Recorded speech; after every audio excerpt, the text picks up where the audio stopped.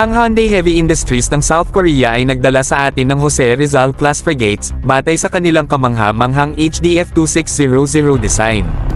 Ang mga napakagandang barkong ito ay nakuha sa ilalim ng Horizon 1 phase ng revised AFP modernization program.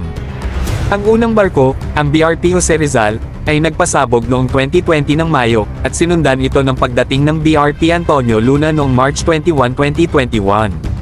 Ang dalawang barkong ito ay naging pinakamodernong mga surface combatants ng Philippine Navy hanggang sa kasalukuyan. Ito ay isang malaking tagumpay sa kanilang kakayahan sa karagatan. Ngunit, heto ang catch, mga bro. Dahil sa limitadong budget noong mga unang yugto ng proyektong pagkuha, ang mga unang barko ng klase na ito ay ibinigay, fitted for but not with, ilang subsystems. Sinasabi natin dito ang Close-in Weapon System, CIWS, Vertical Launching System, VLS, Towed Array Sonar System, TAS, at iba pang mga electronic subsystems. Pero huwag kayong mag-alala, dahil ang mga systems na ito ay plano pa lamang kunin at i-install sa isang hindi pa tiyak na petsa. Slowly but surely, mga bro. Kahit na naghihintay sila ng ilang dagdag na pagpapabuti, ang Jose Rizal class frigates ay may mga kahangahangang kakayahan.